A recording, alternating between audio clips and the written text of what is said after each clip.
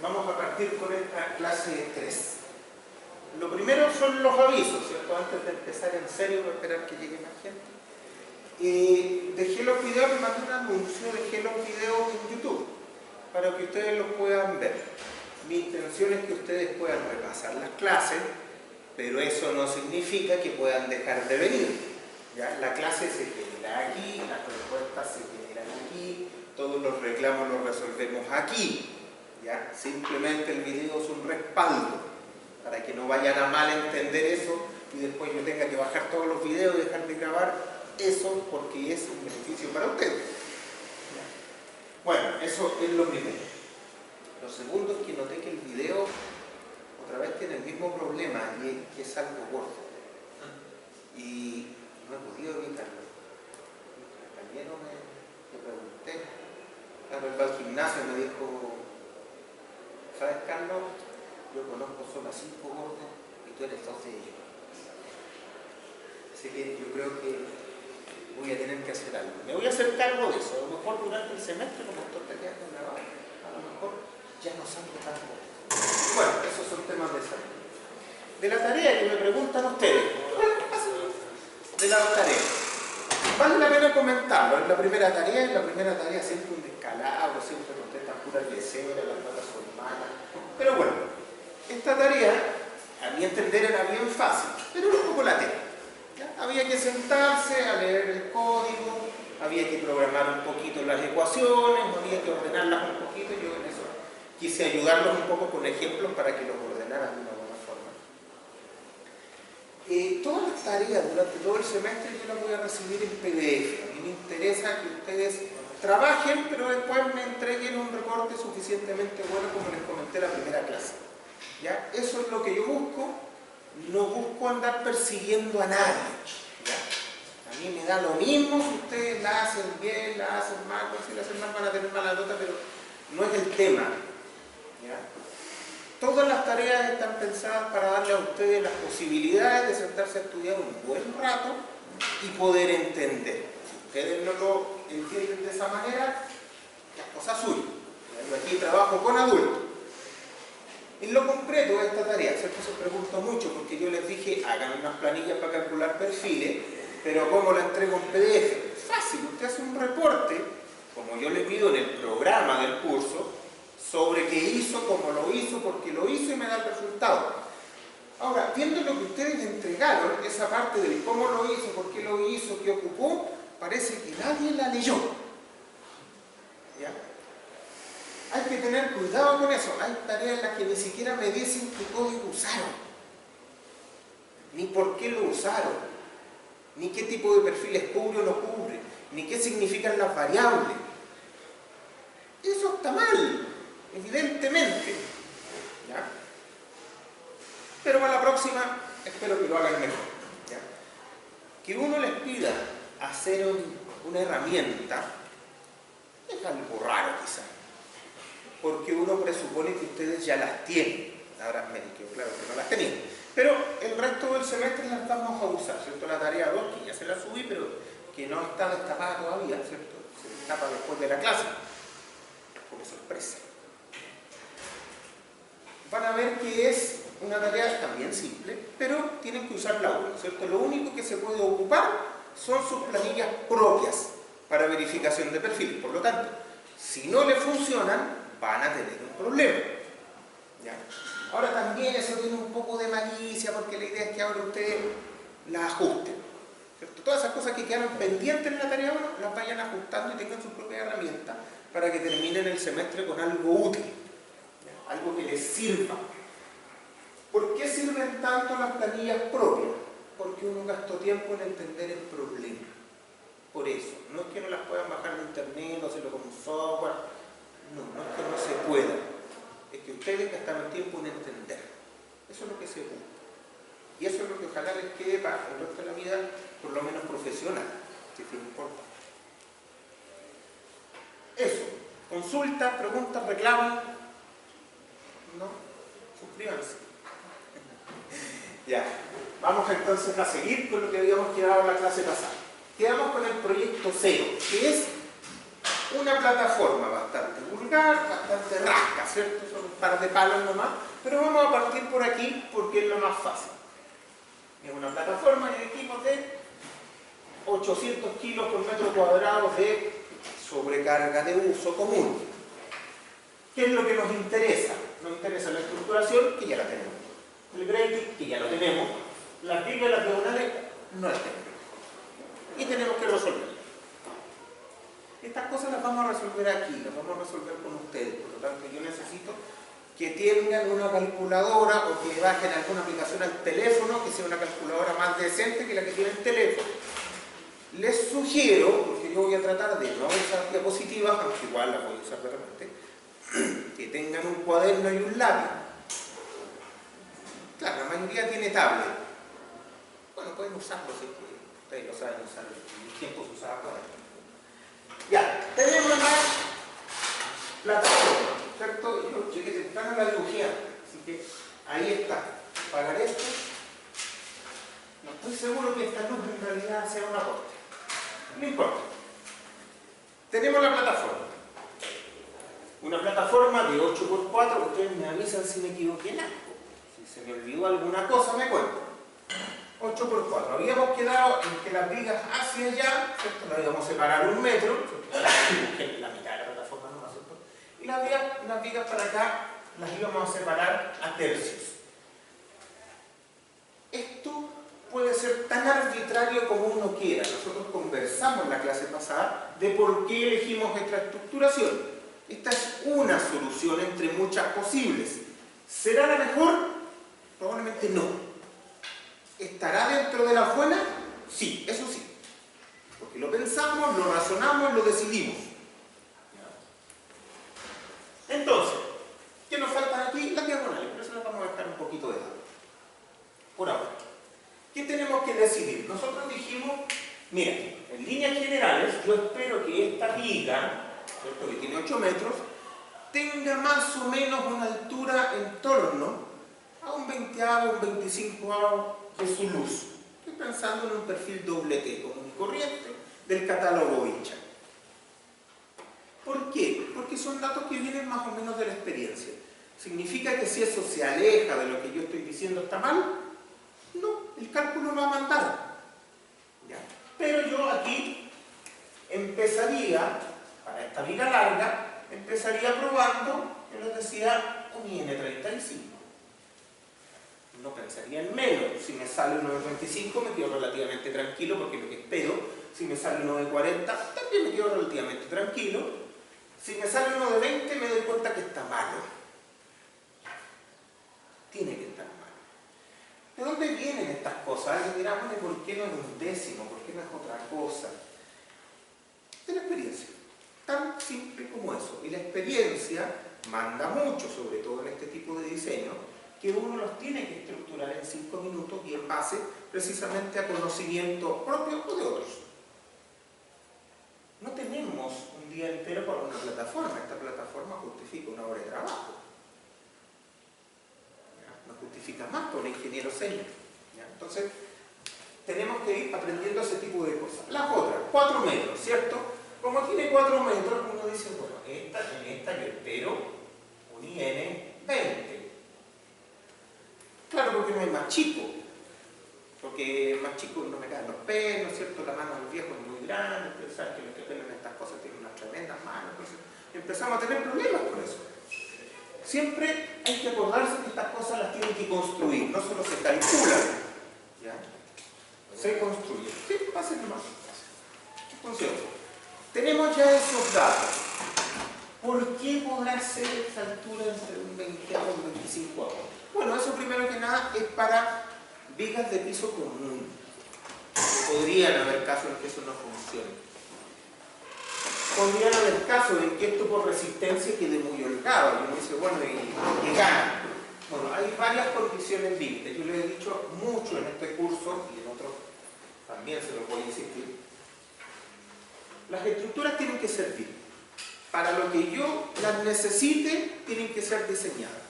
Por lo tanto, la resistencia es solo un estado límite. No es el único y a veces no es el más importante. Típicamente la gente con la resistencia dice, estoy listo, vamos a construir. No. de serviciabilidad son incluso más importantes. ¿Qué significa eso? Que esta cosa tiene que servir para algo. Por ejemplo, aquí lo único que sabemos es que alguien va a trabajar arriba de la plataforma. No sabemos mucho. Entonces, si no sabemos mucho más, tenemos que hacer por lo menos un control de deformaciones de las vigas, ¿cierto? Un control de flecha mínimo.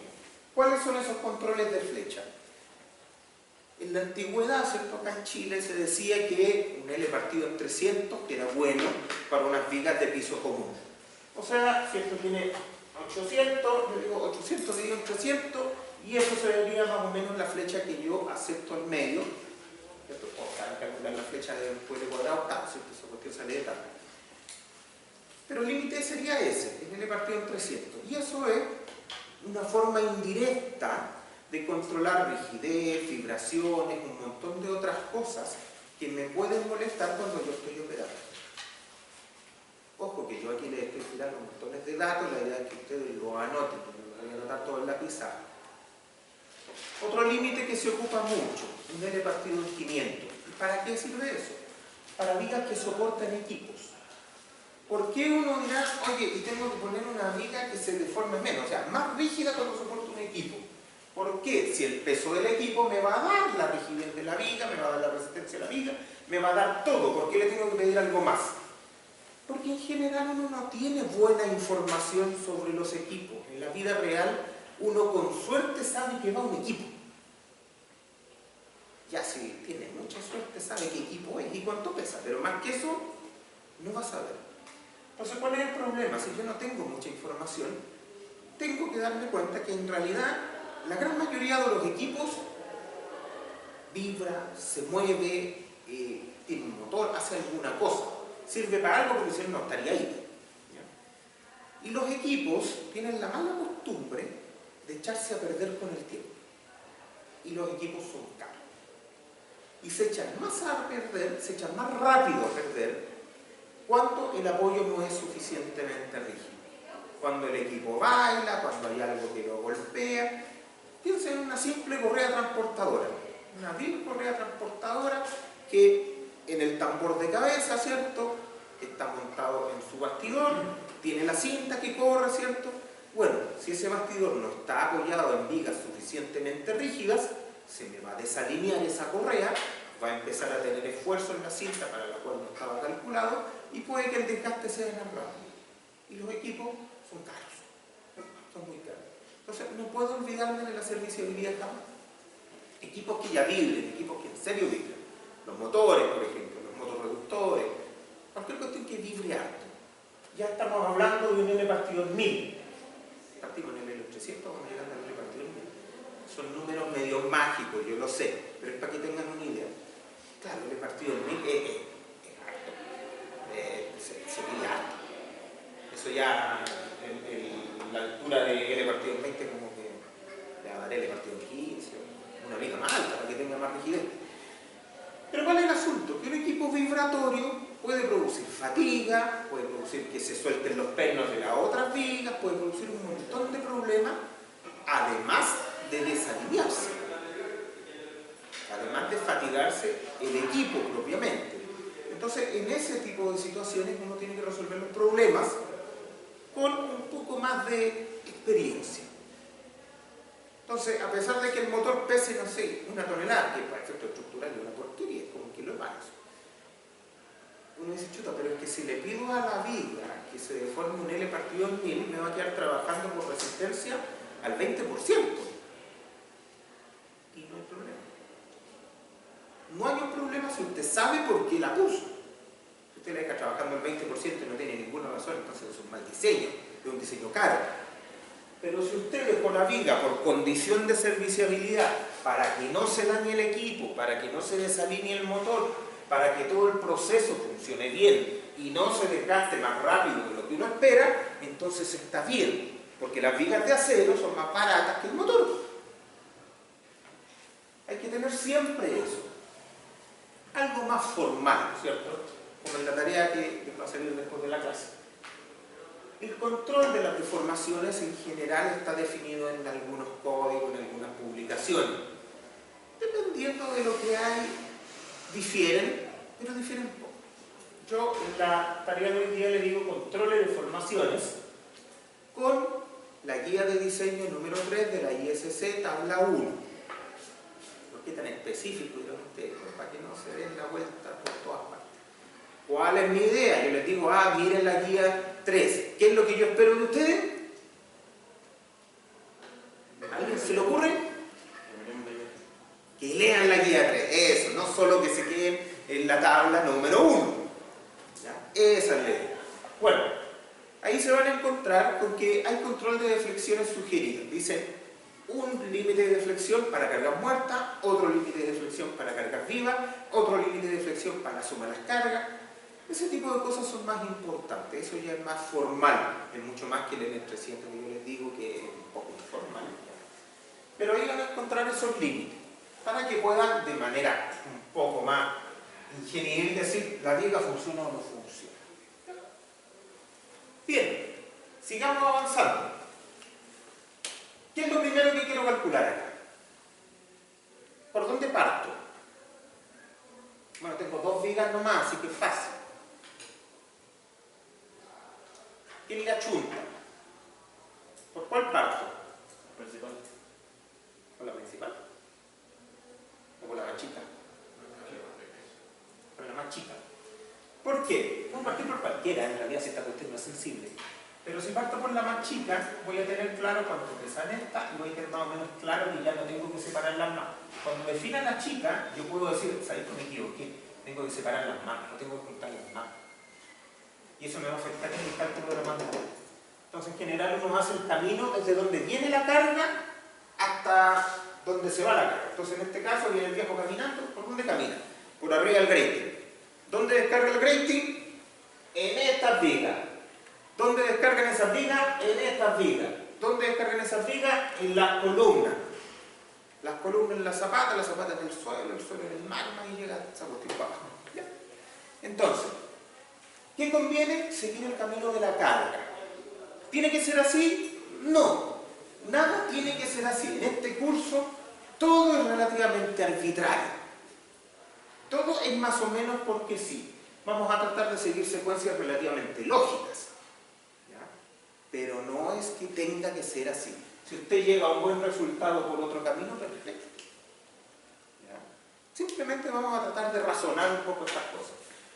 Entonces partamos por esta figura. ¿Qué es lo que teníamos que saber? Los materiales. Voy a poner aquí, bien mala, pero voy a tratar de que se lea. Materiales. Esta cuestión era acero estructural general, ¿cierto? Es ASTM, A36, que es el más comercial del mundo en este momento, ¿cierto? Por eso lo vamos a usar. ¿Podríamos usar otro? Sí. ¿No para qué? ¿Qué otros se usan en Chile? En Chile hay unas clasificaciones de 240, por ejemplo. La fluencia de este es 2.53. ¿La edad viniente va a 2.4 más o menos lo mismo. ¿Sí? ¿La edad viniente va a usar? Depende. Lo que pasa es que no todos los perfiles se hacen en el mismo acero. Por ejemplo, los tubos típicamente se hacen en acero A53, que era 2D. Pero eso tiene una fluencia que también anda por la zona, que es entre 2,3, 2,4, andan por ahí. ¿Cuál es el que sí hace diferencia? Cuando necesitamos más resistencia.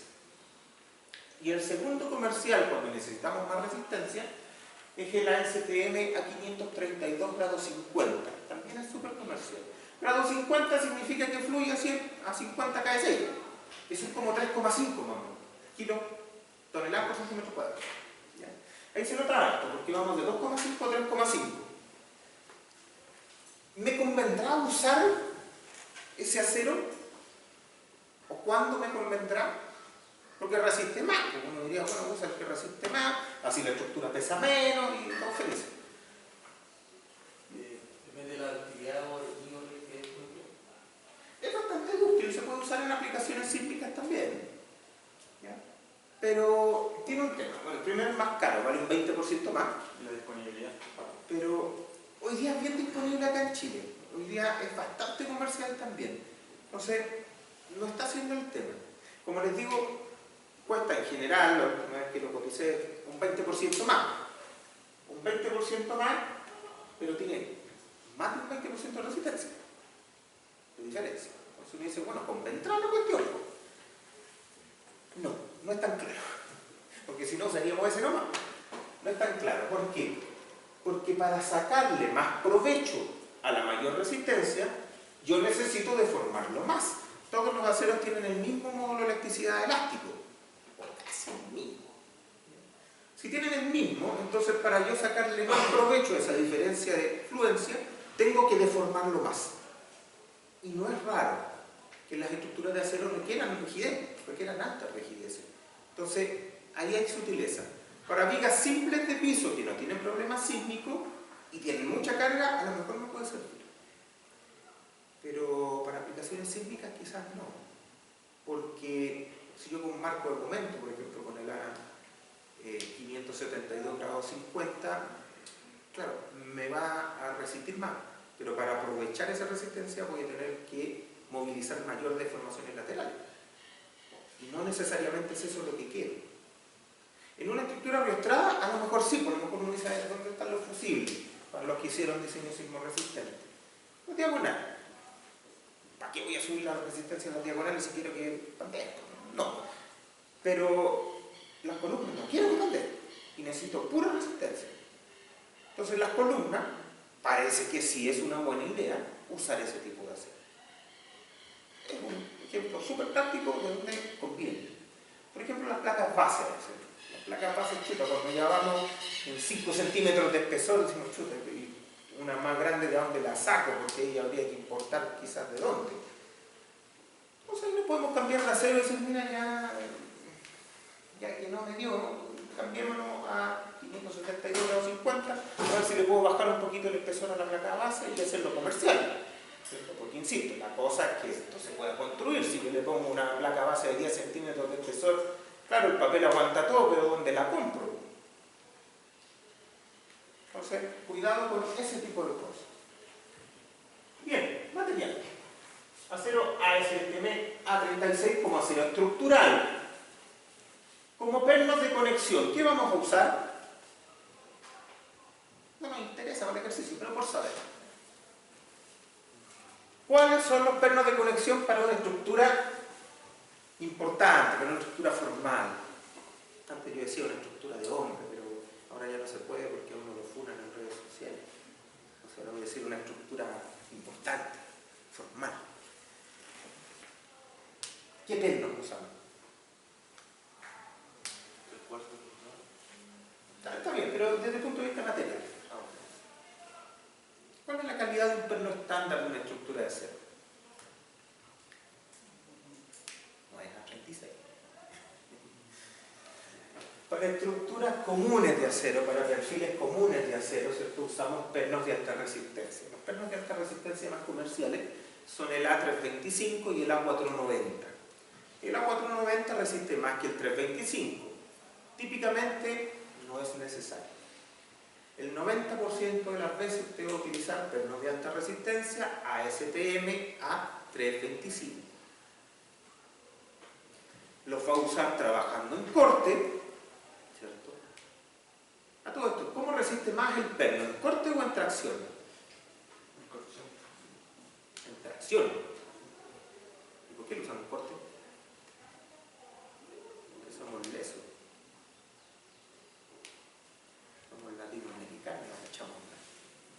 ¿Sí? Porque el elemento de si que hay efecto de tracción, el elemento de interponiéndose más los efectos de tracción que el perno.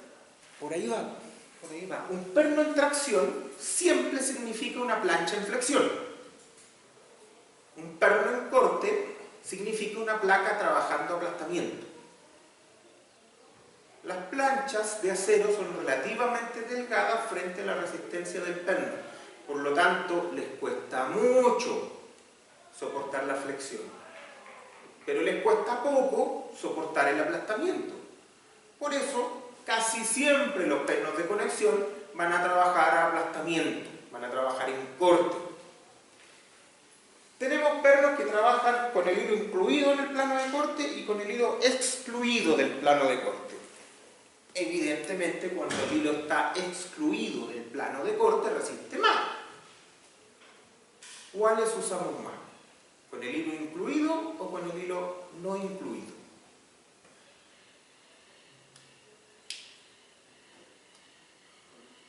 No se atreven a contestar. Ya, hablen, sí. Si no, voy a empezar a preguntar. Y como hay paridad, la mitad de las cosas las tienen que responder las mujeres. No funciona así. Bueno, ya. Cuéntenme ustedes. ¿Cuáles usamos más? ¿Los que resisten más o los que resisten menos? Los que resisten menos, ¿por qué? Porque si no, no estaría preguntando, no tendría gracia. Los que resisten menos. Y la razón es práctica. Siempre que usamos cosas que resisten menos, la razón es práctica. Cuando yo tengo un hilo excluido del plano de corte, tengo que detallar el hilo del perno. Tengo que decir hasta dónde le hace el hilo. Y eso es una tabla. Es un problema. Cuando yo no lo detallo, le pueden hacer hilo hasta la cabeza del perno. ¿Y dónde se nota la diferencia? En la inspección. ¿Cómo reviso yo que el perno tenga el hilo o no tenga el hilo incluido en el plano de corte? Tengo que sacar el perno. O por lo menos uno para mirar. Ya, pero si yo asumo desde el principio que el cálculo está hecho con el plano de corte incluido en el hilo. Bueno, entonces lo único que tengo que mirar es la cabeza del perno para ver si es del diámetro y de la calidad que yo necesitaba, nada más. No tengo que sacar el perno. Y es más barato. Por lo tanto, en líneas generales, siempre vamos a usar los pernos de conexión con el hilo incluido en el plano de corte. Ya, sabemos la calidad que usamos siempre, salvo casos raros. Sabemos la condición que ponemos los pernos, siempre, salvo casos raros.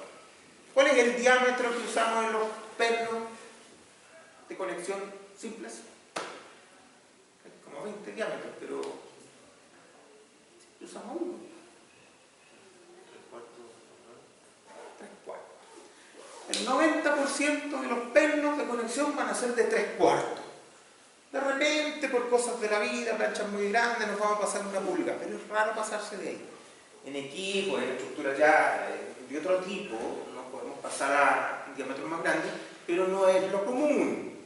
¿Ya? Casi todas las estructuras van a finalmente ser empernadas, eso dice la RAE, con pernos a 3/25, con el hilo incluido en el plano de corte, con diámetro 3/4.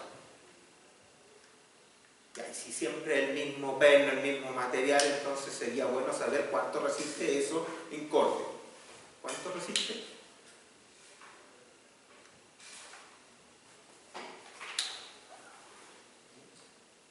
Más o menos 5.2 toneladas en ASD. 5 para los amigos. ¿Por qué es un número tan importante? Porque cuando yo les digo tenemos que poner 2 pernos en la altura para amarrar 2 vigas, ustedes dicen, son 2 pernos, esa cuestión transmite más o menos 10 toneladas, ¿no? Chuta, yo creo que es más, entonces tengo que poner más pernos.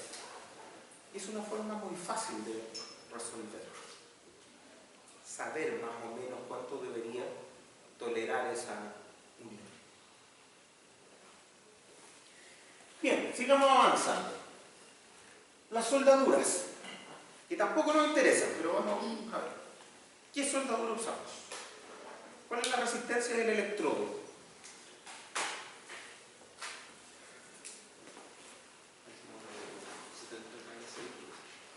Ya, 70 KSI dicen por ahí, ¿por qué no 60? ¿Ah? Lo más común en Chile son 70-11 y 60-11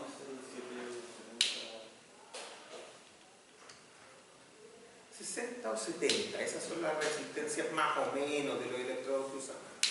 Tu especificación normalmente es 70-18, 60-18, pero esos números para allá no nos interesan mucho, nos interesan los primeros dos, que son el 60 o 70, que es la resistencia del cordón.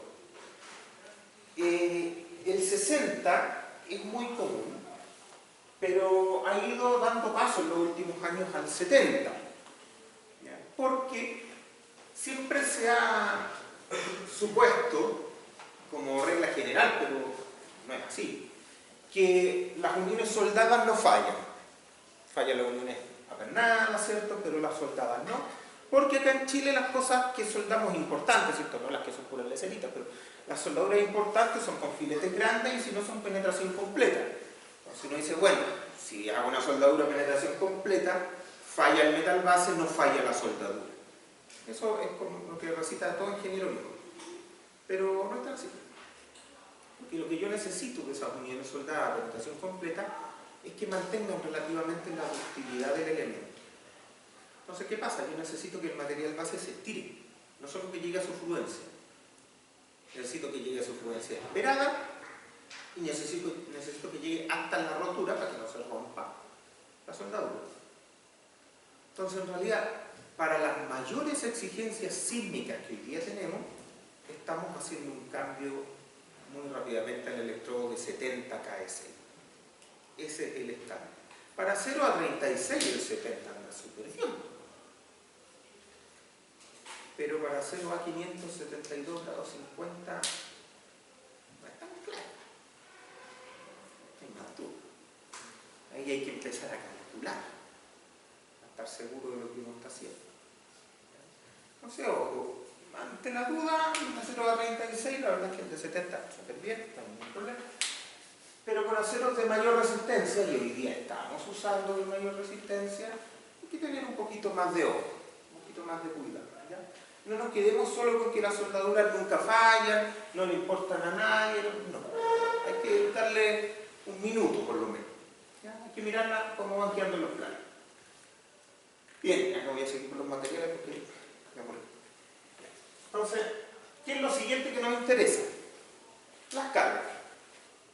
¿Cuáles son las cargas que tenemos aquí? Cargas. Típicamente, ¿cierto? Hay una carga que jamás vamos a poder eludir, que son las cargas permanentes. Las tengo. Son las cargas permanentes. Permanentes de todo tipo. El peso propio es una de las cargas permanentes. Si yo pongo un equipo arriba, el equipo tiene carga permanente. A lo mejor también tiene una carga variable de operación. Pero el peso del equipo va a ser una carga permanente. Entonces aquí tengo las cargas permanentes, lo primero que hay. ¿Qué otra cosa aparece de manera típica?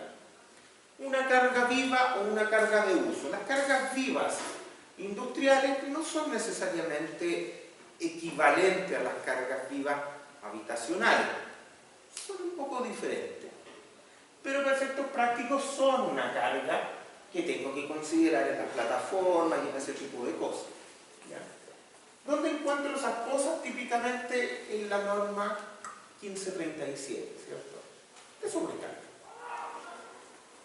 Pero esas son cargas básicas, son cargas propuestas, y es típico que en cualquier proyecto industrial uno ocupe cosas mayores. ¿Ya? No es tan común que uno se quede solamente con esos valores. Aquí, por ejemplo, yo les dije, el L que vamos a usar acá es 800. ¿Por qué? Porque sí, ¿no? Porque a mí se me ocurrió y yo hago el ejercicio. Claro, es un número que es bastante representativo de nuestra realidad industrial. Claro, ustedes dirán, ¿cuánto más o menos la carga, la sobrecarga de diseño, la sobrecarga de uso para un estacionamiento? ¿Cuánto anda? ¿Con 250? Para cosas muy pesadas llegamos a 500. ¿Y la de un departamento? Bueno, dependiendo, pero hasta como 150, 200, por ahí anda. Esas son. Y cosas industriales, ¿cierto? Una plataforma con la que no pasa nadie, 400 kilos por metro cuadrado. No bajamos de eso. Y es porque se espera que alguien pueda pasar por ahí con alguna cosa en algún momento. O uno pueda desarmar un equipo y dejar las piezas ahí. Esto es muy incierto lo que va a pasar ahí. Después nos subimos un poquito más a una plataforma de gama media y llegamos al tiro los 800. Y si ya estamos hablando de trabajo pesado, o lo que comúnmente le podríamos llamar trabajo pesado, ya vamos llegando a los 1200 sin problema. Son órdenes de magnitud bien diferentes. ¿Sí? ¿Cuánto? Entonces, los equipos decía, por ejemplo, los vibratorios que se mueven son considerados carga muerta o viva. Depende. El equipo siempre tiene una parte que es peso. Eso, carga muerta, permanente. Y a veces tiene otra parte que es variable. Eso lo tengo que trabajar como variable. ¿Qué cosas son típicas de eso? Por ejemplo, un silo pequeño va a tener un peso estructural, peso del equipo que es permanente, y dependiendo del nivel de llenado voy a tener algo que es más fino. Ahí se hace una diferencia. Un motor, la verdad es que es lo que pesa el motor, y entre que haya más o menos aceite no importa, entonces la cuestión es pura carga muerta. Peso del equipo. Pero depende. ¿Ya? En cosas industriales nos empiezan a aparecer las sobrecargas accidentales, las sobrecargas que vienen con el sismo, por ejemplo. Sobrecargas accidentales pueden ser, no sé, si estoy diseñando una correa transportadora, puede ser la detención de los motores, y ahí pego un tirón. Si cuando yo estoy diseñando un equipo eléctrico, podría ser, ¿cierto?, que en caso de sismo severo se corte la corriente y tenga una carga de cortocircuito, de parada imprevista también, y que se combina directamente con el sismo porque proviene de ahí. Entonces, todos esos análisis de cómo produce la industria los tengo que hacer cada vez que yo voy a diseñar la estructura. Como les decía antes, tengo que conocer el proceso, tengo que saber para qué quiero esta cuestión antes de poder definirla. Las cargas siempre van a venir del análisis de funcionamiento, del análisis del proceso, de qué es lo que quiero, qué es lo que no quiero. Y no necesariamente su criterio va a ser igual al de otro ingeniero. No todos lo resuelven las normas le van a dar lineamientos básicos, pero no le van a resolver el problema de cuáles son todas las cargas, no en el caso industrial. Menos aún le va a resolver el problema de las combinaciones.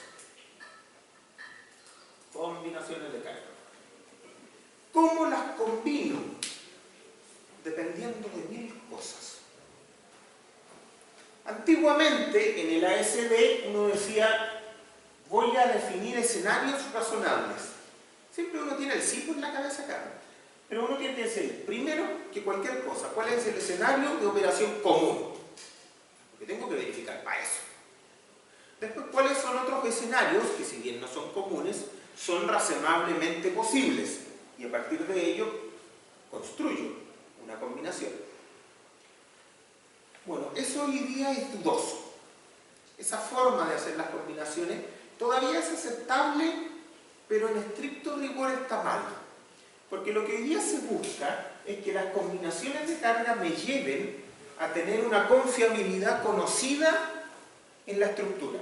Confiabilidad a nivel de número, ¿ya? El beta. Que ustedes ven en estadística o en algunos de los otros cursos. Eso es lo que estoy buscando. ¿Ya? Un nivel de confiabilidad, una probabilidad de falla conocida y bien definida a través de cómo combino las cargas de diseño. Eso es lo que hoy día manda. Pero todavía estamos en un intermedio en que los escenarios de funcionamiento son relativamente aceptables. Ahora, ojo, si yo lo miro desde el punto de vista de los escenarios de funcionamiento, lo primero es decir que tienen que ser escenarios posibles. ¿Ya? Y se lo digo porque hace unos años alguien diseñó un Duque de Alba que me tocó revisar, ¿cierto? Y tenía un tirón del barco para arriba. Y uno dice, chuta, eso solo pasa si el barco vuela. No era el caso, no sé si habrá otros, pero no era el caso. Entonces uno dice, mira, si no cumple para esa condición, ¿será importante? Claro, el problema era que controlaba todo. Pero ahí uno tiene que discutir un poco con el ingeniero y ya llegar a un acuerdo. Que vuele más bajito, arrastre la voz. No solo necesitan ser escenarios posibles, necesitan ser escenarios razonables. O sea, que usted me diga, mira, ese silo se puede llenar hasta arriba, aunque típicamente va a estar hasta la mitad, pero se puede llenar hasta arriba. Y puede venir el sismo más fuerte del mundo en ese preciso instante. ¿Cuál es la probabilidad que eso pase? Casi cero. Entonces a lo mejor uno podría decir, mira, si eso pasa, que se caiga. Porque si no queda nada más en pie en todo el mundo, ¿para qué lo quiero? ¿Para qué quiero el sismo? Entonces, claro, hay que ser razonable para estas cosas. ¿Qué es lo que sí la lógica me dice? Me dice, mira, ¿cuál es la ocupación típica de ese silo? No, ese silo típicamente funciona al 50%. Y un poco menos típico no pasa del 60%. Ok, entonces lo vamos a poner al 60% y ahí voy a ver que venga el sismo de diseño. Porque eso es razonable. Estoy simplificando mucho el problema, pero esa es la idea. Ahora, evidentemente para el caso estático, sin sismo lo considero lleno. Obvio, si se puede llenar. Lo que es un poco irracional es pensar que cuando esté lleno al máximo, dado que no opera de esa manera, venga el sismo. Cambiamos el problema. El silo siempre está lleno porque es de almacenamiento. Ahí cambió la cosa. Si es de almacenamiento y está siempre lleno y me sirve precisamente porque está lleno, ya entonces sí yo debo decir, mira, puedo combinar esa condición de lleno con el silo. Porque es razonable. ¿Ya? Entonces, ojo con eso. Correas transportadoras. Las correas transportadoras típicamente tienen 3 niveles de tensión de cinta. En operación común, en la partida, cuando van acelerando, la tensión es mayor, y en la parada, cuando se detiene, bueno, cuando yo corto el motor para que se detenga, la tensión es baja, pero a veces la correa es muy larga y tiene un freno. Y si la gente le pone el freno, ese tirón de correa puede ser más grande que el de partida. Entonces ahí uno dirá, mira, tiene lógica que para una condición estática yo verifique las estructuras tanto para la partida como para el frenazo. Pero para el sismo voy a considerar que la correa está partiendo o está frenando en su máximo al mismo tiempo. Podría ser, pero no parece razonable. ¿Qué es lo que sí tengo que poner? Bueno, la operación normal de la correa. Eso sí, tiene sentido porque yo quiero que la correa esté operando la mayor parte del tiempo y si la mayor parte del tiempo va a estar funcionando, es probable que el sismo la pille en esa condición. Eso sí.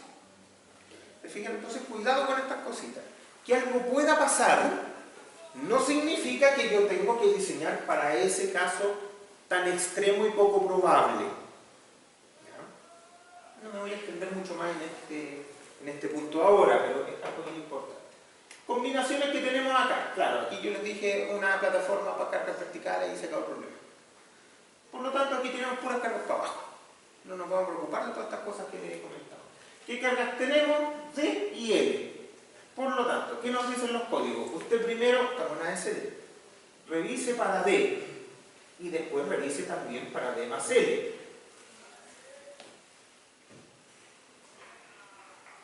Como somos ingenieros, ¿cierto? Y pasamos por la universidad, vamos a decir, ¿sabéis que mejor no me preocupo de esa? Yo espero que controle algo de lo que me importa, una combinación para cargas permanentes solamente. En este caso no. Hay otros que sí, porque podría ser que el L sea una carga estabilizadora de la estructura. Y entonces yo tengo que permitir que la estructura funcione solo con sus cargas muertas. Ahí sí. Pero en este caso, evidentemente la primera combinación no me aporta nada. Y si no me aporta nada, ¿para qué lo voy a usar? Entonces tenemos esto. Básicamente llegamos a que tenemos una combinación que evaluar. Claro, esto no pasa nunca, ¿cierto? Pero esto es un ejercicio pedagógico. Entonces, tenemos una combinación que evaluar. Y vamos a partir por la viga de 4 metros, para que sea fácil. Entonces veamos vigas de 4 metros. Le vamos a poner nombre a estas cosas. Estas van a ser las de 1, estas van a ser las de 2, y estas van a ser las de 3, porque sí. Tipo de. Vamos a definirlas, ¿cierto? Voy a seguir acá abajo. Veamos las de 1. B1. ¿Cuáles son las cargas? ¿Cierto? Me va a interesar diseñar esta viga con las cargas que vienen transmitidas por el breaker. ¿Cuál es la carga? Primero, el Q, que va a ser la carga distribuida. Tengo primero que es el L, los 800. Aquí les voy a pedir a ustedes, 800 por metro cuadrado. ¿Para cuánto está pueden separar las vigas a 1 metro. Bueno, entonces va a ser este 800 por 1 metro. Listo. Esa es la carga viva. ¿Qué otra cosa llega? Llegan cargas muertas o cargas permanentes. ¿Cuáles son? Primero el peso del grate. ¿Cuánto pesa el grate? Bueno, dijimos que era una RS5, por lo menos. ¿Ya? En general uno los grates no se complica demasiado y dice, mira, de esto el pesadito típico pesa 50 kilos por metro cuadrado. Y yo ocupo eso para no preocuparme. Ahora, ustedes se dan cuenta que en el 50, en el 800 no pesa tanto, pero igual lo vamos a considerar. Entonces son los 50 kilos por metro cuadrado por 1 metro. Más, ¿qué me puede estar faltando? El peso de la viga. ¿Cuánto espero que pese la viga?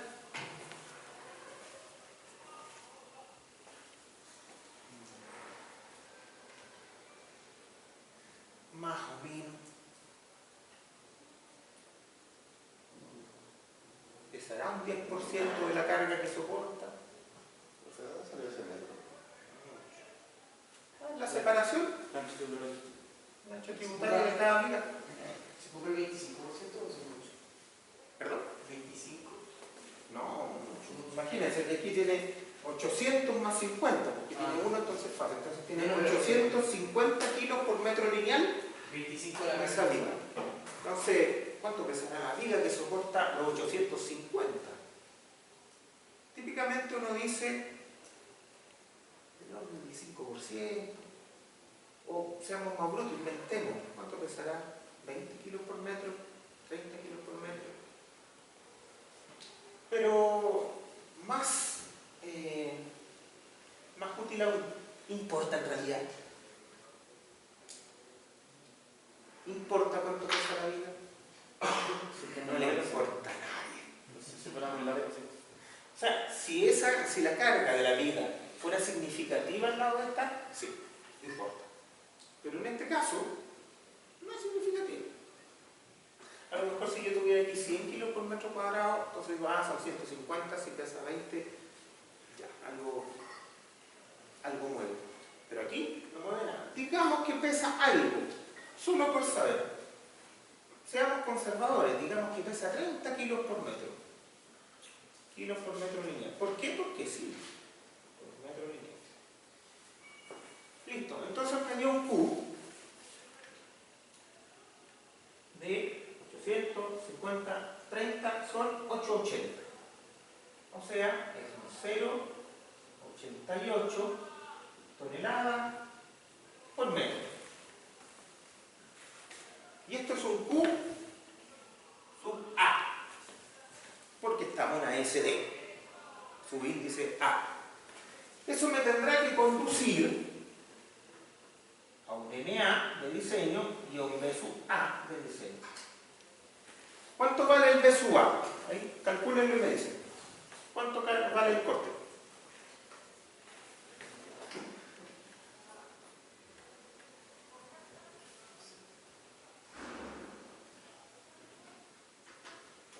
¿Cuánto vale? ¿Cuánto vale el corte?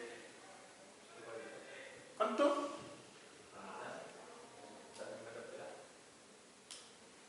No, hábleme fuerte. ¿Cuánto? ¿La mitad de qué? ¿Cuánto? 1,76 toneladas. Eso me suena más o menos, ¿cierto? Es 0,88 por 4 metros dividido en 2. ¿Cierto? Y eso me dicen que es 1,76. 1,76 toneladas. Una porquería de corte. ¿Cuánto dijimos que resistía un perno? 5. Ya, no vamos a tener problema. Ya, el momento, ¿cuánto vale? Perdón, para el corte consideramos el largo total, entonces no como el LD, digamos.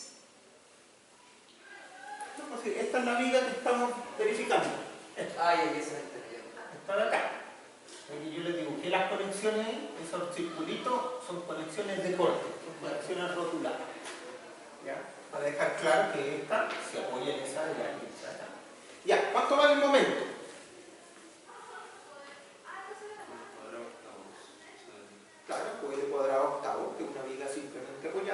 fuerza distribuida, por lo tanto, QL cuadrado octavo. ¿Y cuánto vale eso?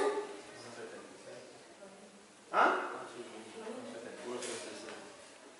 1,76. ¿1,76 qué? 1,76 toneladas por metro. Ya. Y ahora hay que ver la viga, pues. Ahora tenemos que ver si funciona o no funciona.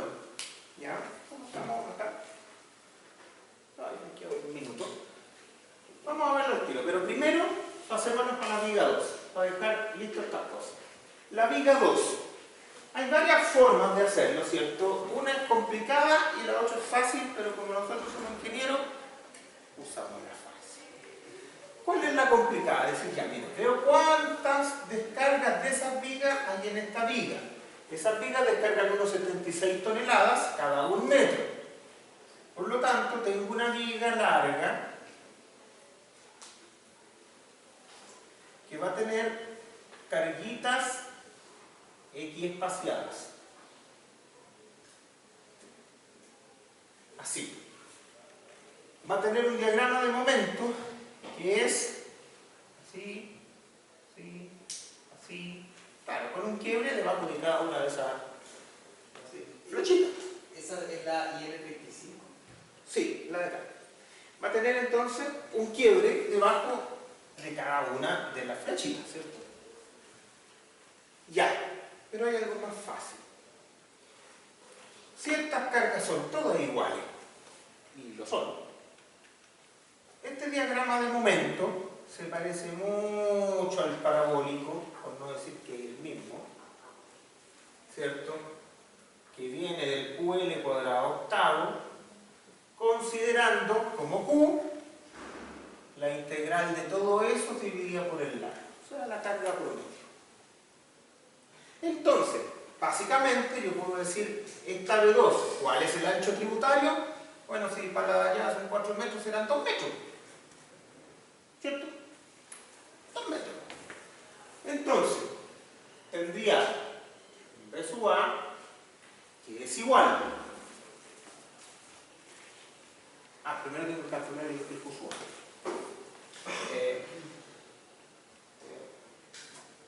Vamos a ver aquí. Primero el Q sub A. El Q sub A, esta cosa es 800 por 2 metros más la parrilla, que es 50 por 2 metros más, y aquí, ojo, que aquí tengo el peso de estas vigas más el peso propio de esta viga. ¿Cuánto pesan estas otras vigas? Dijimos que eran como 30, ¿cierto? Por 2 metros son 60 kilos. Al lado de los 800 parece que todavía no es muy relevante. Sí, ¿Por qué yo considero 2 metros para este caso? porque es el ancho tributario sobre esta viga. La de allá está a 4 metros, se vienen 2 metros para acá y 2 metros para allá. Entonces todavía parece que ese peso no es muy relevante. Son 60 kilos, están separados metros, son 60 kilos por metro que vienen de allá. 60 kilos por metro, pero el grating ya viene siendo. El grating ya pesa más. Y ahí están 60 kilos por metro de la otra viga. Sumémosle el peso propio de esta viga. ¿Cuánto será? Para redondearlo lleguemos a 100 con peso de vigas. Pues vamos a ver si esto anduvo bien o no. 100 kilos por metro. ¿Por qué? Porque sí nomás. ¿Y cuánto me salió acá? 800 por 2 son 1600. Más 100 son 1700. Más 100 son 1800. La verdad es que ese 100 no hace mucho. No mueve nada. Entonces aquí tengamos el B sub A y el M sub A. M sub A esto es nada que ver. Cuénteme, ¿cuánto vale el B sub A y el M sub A? ¿Cuánto vale? ¿Cuánto vale el B sub A primero? Que es más fácil. ¿Ah? 7.2. ¿Cierto? Otra vez,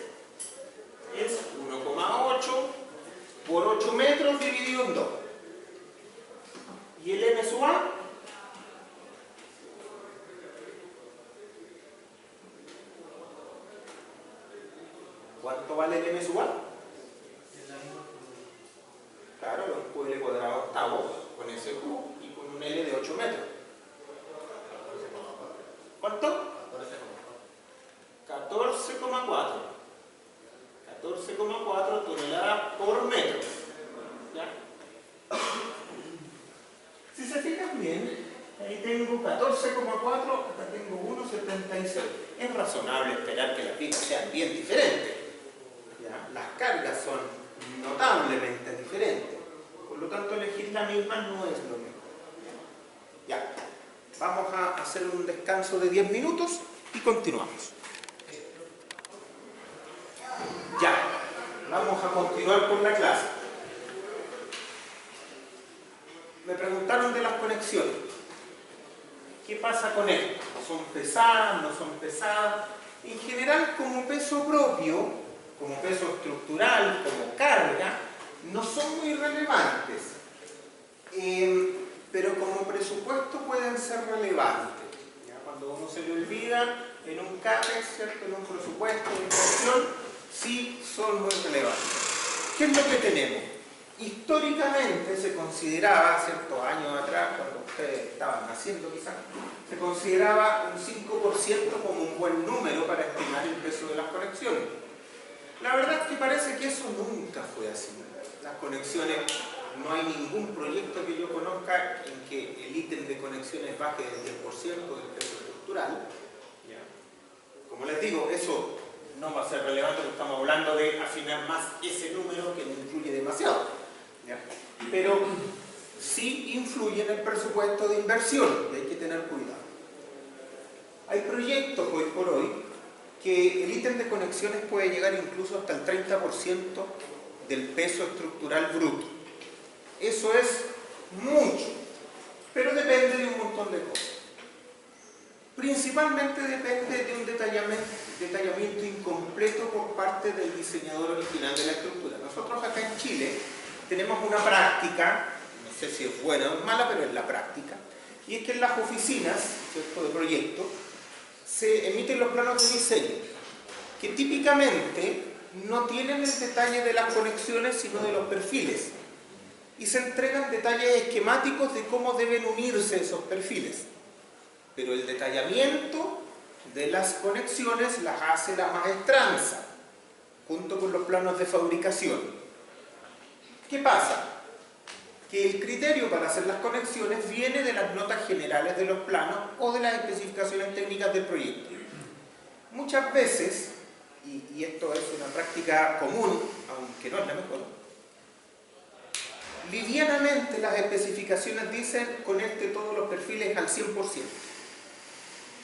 Lo que es una brutalidad. No hay ningún perfil que requiera conectarse al 100%, salvo aquellos que pertenecen al sistema sismorresistente y requieren desarrollar ductilidad. Ni siquiera todos los que pertenecen al sistema sismorresistente.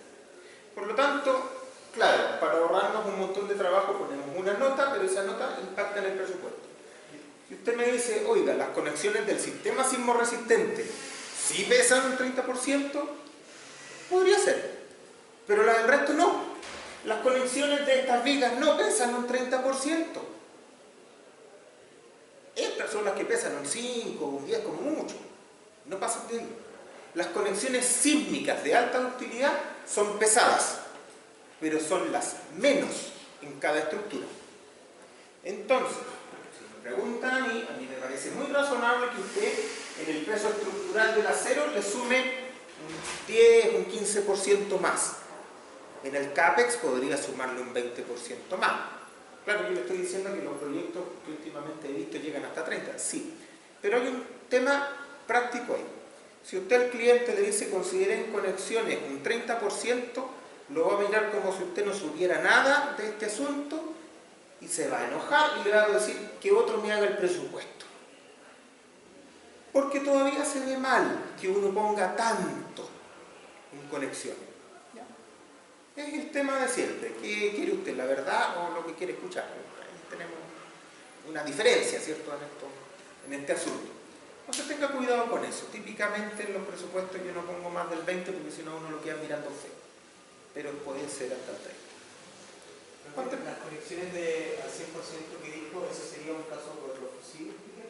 Claro, los elementos sísmicamente responsables que van a ser fusibles sí requieren tener alta ductilidad y por lo tanto sus conexiones tienen que ser por capacidad esperada.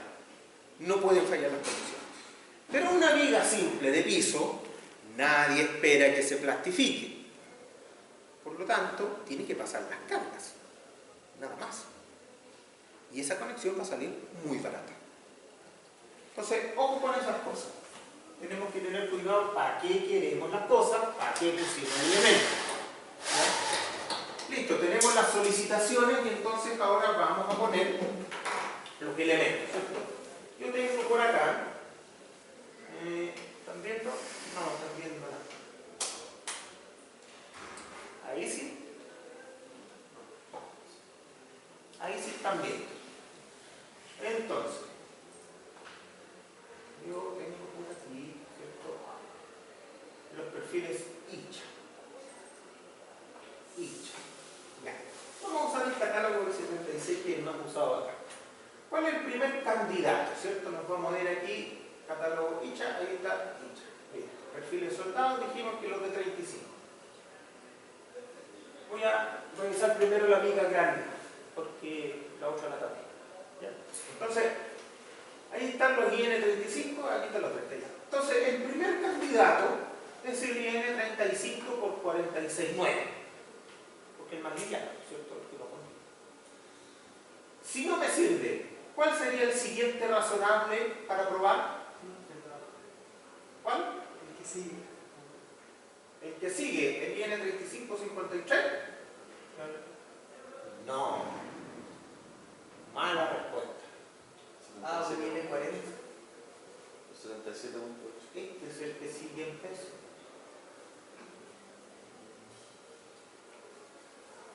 Claro, si a mí me sirve el 53, lo más probable es que el 49 también. Ahora, nadie va a cambiar un presupuesto por usar una de 53 en vez de 49, una lecera.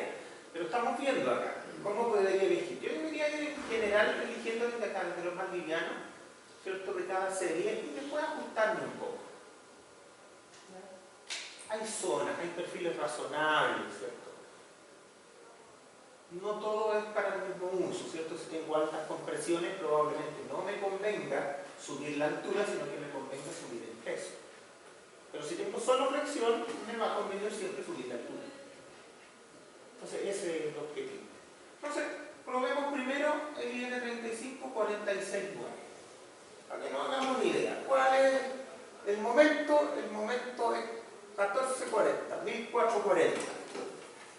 Y el W, aquí, 763. No me digo. Falta, no sirve, ¿cierto? Me tengo que cambiar a otro. Parece que nos vamos a ir de 40 para arriba y nos vamos a ir hasta más. ¿Por qué? ¿Qué cálculo hice? ¿Ah? Claro, la tensión admisible, ¿cierto? Máxima que tiene eso. En el mejor de los casos, ¿cierto? No se vuelca, no se plastifica, no le pasa ni una cuestión. Es del orden, el momento, ¿cierto? Es del orden del yielding por el Z partido en un 67. Y eso podría andar con tensiones del orden de 1,5, quizás. Para tener una idea. 1,5. Entonces, si el momento es 1440 y las tensiones van del orden de 1,5, yo necesito un W del orden de 2.000, más o menos. ¿Cierto? Y esto tenía 700 el primero. Entonces está un poquito chico. Ahora, todo ese tipo de cosas en realidad son como para tener una idea, tener un feeling de lo que sale. Pero el cálculo es lo que manda. Entonces vamos a pasar al cálculo. Esto solamente para que vean el tipo de perfil. Hacemos el cálculo entonces. Como yo pasé por este curso, me hice mi planilla, la voy a usar, y de ahora para adelante, ¿cierto? Yo espero que ustedes usen las suyas cada vez que necesiten hacer un cálculo. Entonces, ¿qué es lo primero? En mi idioma, LLX, ¿cierto? Los perfiles en este programita se pandean en LXKX, en LIKI. Y el LB es igual al LI. Con esas condiciones yo puedo modelar cualquier tipo de condición de borde que exista. Ahora, aquí no me interesa el LX, pero ya que estamos aquí, pongámosle 800 por ser completistas nomás, que es el largo de esa viga. El LI, este sí que me importa porque es el LB. ¿Cuál es el LB de la viga grande?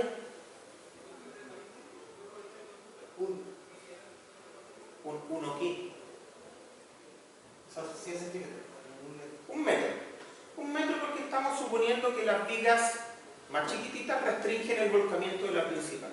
Eso no es gratis, eso tiene que ver con la conexión, ¿cierto? Las condiciones para restringir volcamiento están establecidas en los anexos de NSH 427 a ISC 360. ¿Ya? Por lo tanto, tengo que revisar los anexos para saber si en realidad el elemento que estoy poniendo y su unión son suficientes para restringir efectivamente el volcamiento. ¿Ya? Pero por ahora, digamos que sí. Entonces, esto de acá son 100. Claro, con un LB de 100 probablemente esta cuestión no vuelque y plastifique sin ningún problema. Bien, cargas axiales 0. Momento en el eje fuerte, ahí tengo 1440. Momento en el eje débil no tiene. Corte, a nadie le importa, pero lo vamos a poner igual, 7,2. Corte para el otro lado no tiene. A 0, a 53, perdón, a 0 a 36, así que está bien con eso. El E y el G y listo. Entonces, dijimos que íbamos a probar el 35 más liviano primero. Veamos cómo anda. Me lo paso. Ahí está, 35 más liviano. ¿Qué dice esta cosa? Dice primero que las alas tienen un esbeltez de 10, un buen número, parece relativamente compacto, no debería tener problema. El alma 55, muy bueno, y voy a hacer un comentario. Ya, los límites, para compresión, bueno, no tiene compresión, así que a nadie le importa. Pero en flexión me da compacto los dos. Esto me parece algo que es importante, y es que típicamente las almas van a salir esbeltas en compresión. Ya, no lo queremos para fines simples. Pero no es lo importante porque estos perfiles altos de almas delgadas son para flexión. ¿Ya? Bueno, ¿cuál es el asunto? Este esbeltez de alma es bien importante. Típicamente no es bueno usar esbelteces mayores de 70. Yo sé que aquí las condiciones le dicen, oiga, pero usted puede llegar a 100 y todavía esta cuestión es compacta. Sí. Pero cuando uno se pasa de 60, puede empezar a tener problemas de otro tipo. Puede empezar a tener problemas por cargas concentradas, también local, puede tener otras cosas que no estamos viendo acá. ¿Ya? Entonces, como recomendación general, ojalá jamás se pasen de 70 acá, y bueno, si pueden, ojalá no de 60. Pero pasarse de 70 puede traer problemas de otro tipo. En elementos cínicos jamás lleguen a eso. Sí, pero igual tenemos límites por normativa. ¿Cómo? Tenemos límites de esbeltez por normativa. Sí, claro. Sí. Que son mucho más grandes que lo que le estoy diciendo. Por eso le digo. Su límite acá es 100. Y le estoy proponiendo que ojalá no se pase de 70. ¿Ya? Que el código acepte ciertas cosas no significa que sean buenas. ¿Ya? Significa que las acepta. Siempre tengan la idea de que el buen diseño, en general, el buen diseño depende del ingeniero y de su conocimiento. Y respondiendo a mi fama de mal hablado para ciertas cosas, las normas se hacen para fijar límites y para las personas que no saben, no se salgan y háganle cera. Por lo tanto, si usted está saliéndose de la norma, es porque usted está haciendo una tontera. Algo que no es razonable. Todas las normas nos establecen límites para que no nos metamos en cosas raras, en cosas poco razonables, en cosas que no se sabe si funcionan bien. Un buen diseño siempre cumple normas. Yo no sé si les conté el caso de hace años. Me tocó una estructura en Mongolia.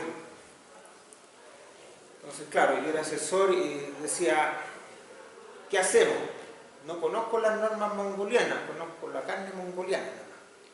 Entonces, lo primero fue, hágalo como usted sabe, como lo hemos hecho siempre. Se hizo el edificio y una vez hecho el edificio, con criterios buenos, razonables y prudentes, agarramos la norma de Mongolia y vimos dónde no cumplía. Y hubo que ajustar dos o tres cosas menores que eran por un tipo de interpretación local de algunos requisitos. Pero básicamente la estructura completa estaba correcta. Y eso es porque fue hecha con criterios buenos, razonables. No va a aparecer una norma en ningún lugar del mundo que haga que una estructura que está bien pensada no sea aceptable. Eso no pasa. Entonces, cuidado con esa estructura. ¿Se me olvidó lo que estaba diciendo? ¿La mexicana no tiene esos problemas?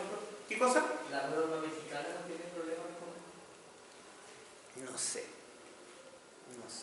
Habría que ver cuál, porque en realidad los mexicanos son súper serios para todas sus cosas.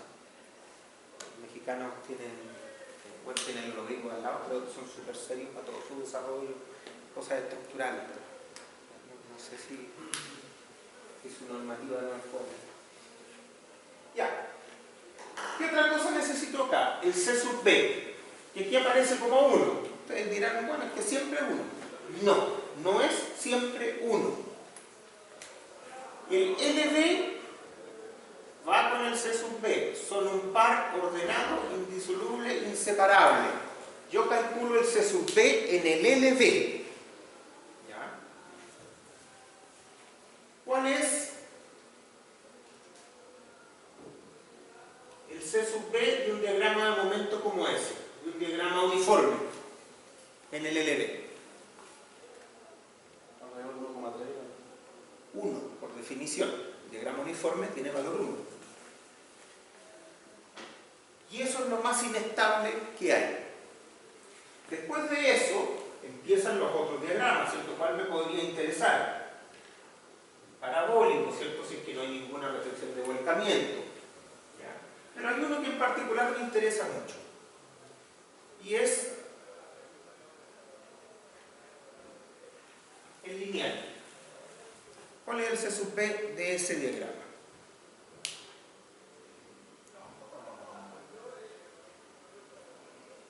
Estamos mal. Ese es 1,3. Este es 1,7. 1,7. 70% más de resistencia elástica al volcamiento. Inmediatamente solo por el cambio en el diagrama de momentos. ¿Puedo despreciar un 70% de resistencia? Ese no es un criterio conservador, eso es una tontera. ¿Por qué es importante? Porque las columnas de marco típicamente tienen curvatura doble.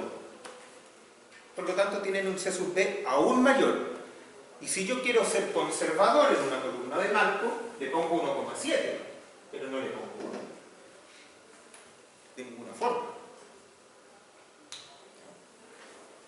Por eso es importante. Bien, en el caso de esta viga, yo tengo la viga, el diagrama de momento y tengo las restricciones al volcamiento. Bueno, evidentemente a mí me interesa dónde está el momento máximo. Ahí. Por lo tanto, a mí me interesa verificar este tramo. En este tramo, 1 metro, ¿cómo varía el diagrama de momento? Casi nada.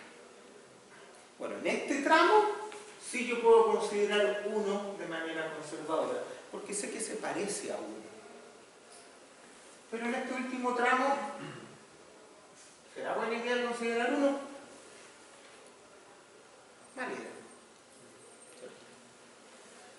Hay que ver dónde estoy calculando yo para definir qué es una condición conservadora y qué condición no lo es. En este caso, ¿cierto? Vamos a considerar 1. Ya, 1. Y me dio que el factor de utilización a flexo con presión, como la compresión es 0 y flexión es más, es 1.13. No falló por tanto. La verdad es que le faltó poquito. Eso quiere decir que era un buen candidato inicial, aunque no la chuntaba. ¿Y cómo anda el corte? El corte no le importa nada.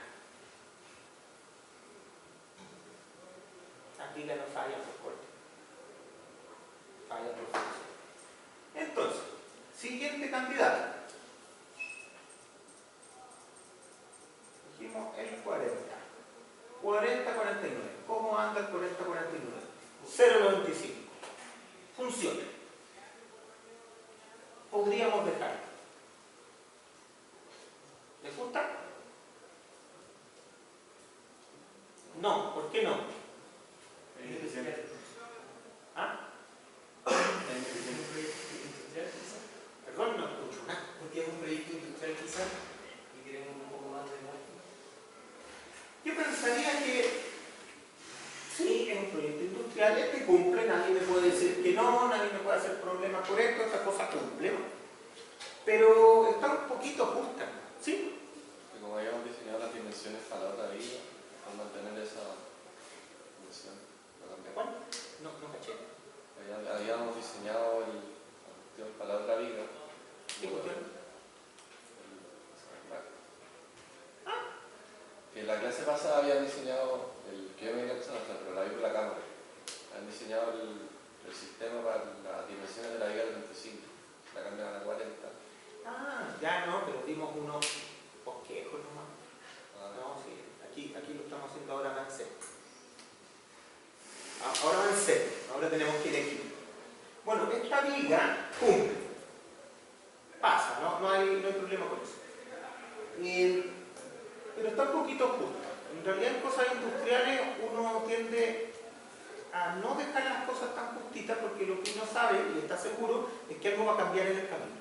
O sea, algo va a pasar más, nunca va a pasar menos.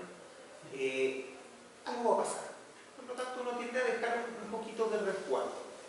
¿Qué es un poquito de resguardo? No lo va a dejar al 10%. Podría dejarla al 90%. Porque una viga tampoco es tan importante, una viga se puede reforzar. La columna es otra cosa. La columna es otra complejidad. Pero una viga de piso simple, bueno, si usted la deja al 95, no es pecado. Pero yo le dejaría un poquito de margen. Me sentiría más tranquilo, un 90%, una cosa así. Entonces veamos.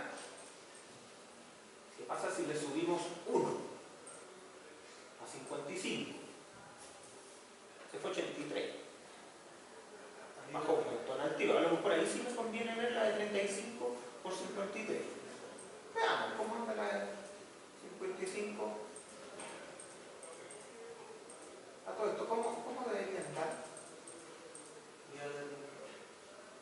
Ojo que aquí bajé la altura, se hace menos eficiente. ¿Está peor que la de 40? Claro, porque bajé la altura. Y si bajo la altura, hago que la viga tenga mucha menos resistencia a fricción. Por lo tanto, bajar la altura nunca es una buena forma. ¿Cuánto pesa la de 45? 64. Entonces aquí los candidatos son la de 49, dijimos que no, la de 55, la de 61 y después la de 64. Bueno, evidentemente la de 55 me está funcionando, no me voy a pasar la de 61. Entonces aquí una elección razonable sería la de 55. Ojo con esto, el óptimo para resolver un problema, primero tiene que estar dentro de las posibilidades, esa es la definición del óptimo. ¿Ya? No podemos elegir cosas que estén fuera del rango de elección. Y cuando hablamos de elementos estructurales, los resultados y las opciones son discretas, no son continuas. Nunca más despejar una ecuación.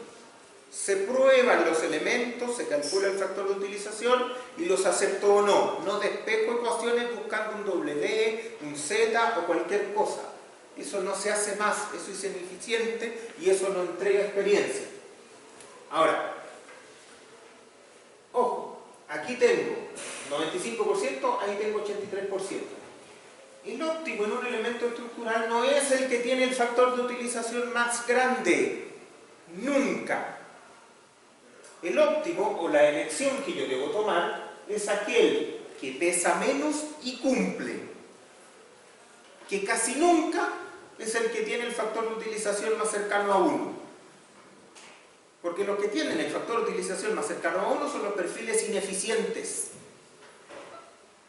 Entonces, cuidado con esa forma. Y se los digo porque hay muchos alumnos que tienen la manía de programar cosas y llegan a soluciones con su propio criterio, y su criterio a veces no sirve para nada, porque no tienen experiencia.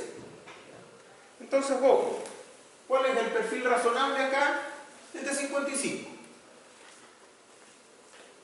Pero es el que pesa menos y cumple, no es el que tiene el mayor factor de utilización. Ya, nos vamos a quedar con esta elección. Vamos a decir entonces que esta viga es un IN 40 por 55,4. Es más o menos lo que andábamos pensando, parece que sí. Parece que es bien razonable. Dijimos algo que pesa como 40 kilos por metro, pesa más, pero ¿nos afectarán esos kilos más? A nadie le importa que sean kilos más. La altura no era de 35, era de 40. Anda bien. Vamos a anotar aquí el factor de utilización también. Factor de utilización que siempre tiene que estar, nunca podemos obviar entregar el factor de utilización. Es, no, no es ahí. Es el 83, ¿cierto?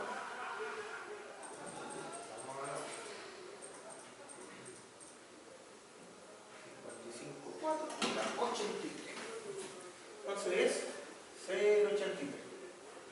Buen resultado. La otra. Me queda muy fea. Pero la otra tiene aquí 1,76 y 1,76. Entonces, vamos para acá y decimos, aquí tiene 1,76 y aquí tiene 1,76. Condiciones de borde, ¿cierto? Yo sé que el LDX no me interesa, pero lo vamos a poner 400. ¿Cuál es el LD? 1,4. Claro, es el tercio de 4 metros. Estamos asumiendo que pusimos unas vigas que controlan el volcamiento y que están separadas al tercio. ¿Ya? Entonces sería lo mismo de arriba dividido en 3. Ese sería el LD. Bueno, ¿cuál es el primer candidato? Dijimos IN20, ¿cierto? A lo mejor podría ser una canal de 20, pero veamos, IN20. El más chico es el 13,8. El primero a probar. Y si no funcionara, parece que el 16,8 y después me pasaría para allá el de 25. Ya, miremos qué pasa con el IN20. IN20 13. Y salió 0,90. Entre paréntesis, otra vez, el CD 1, ¿está bien?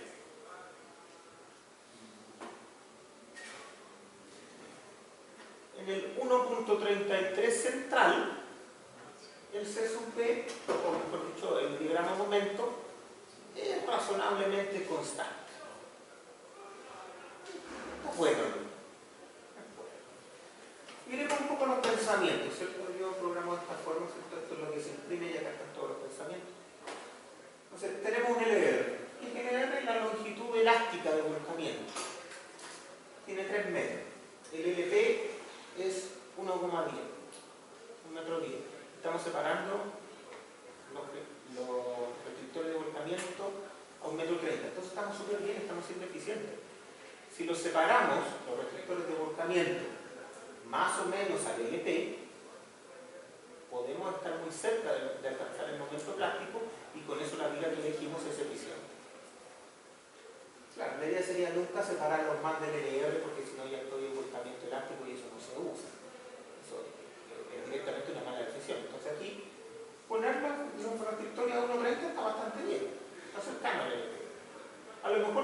puesto uno solo al medio, y con uno solo al medio, entonces el LB estaría en 2 metros. Igual ese se me duplica. Veamos que cuánto pierde, como es gratis esta cuestión. Un segundo. Cambiemos el 1.33 por 200. Ya. Perdimos como un 15% de resistencia. ¿Puedo medir eso el LR? Si yo separo más cercano al LR. Claro, si yo uso las restricciones de volcamiento más cercano al LT, no gano nada.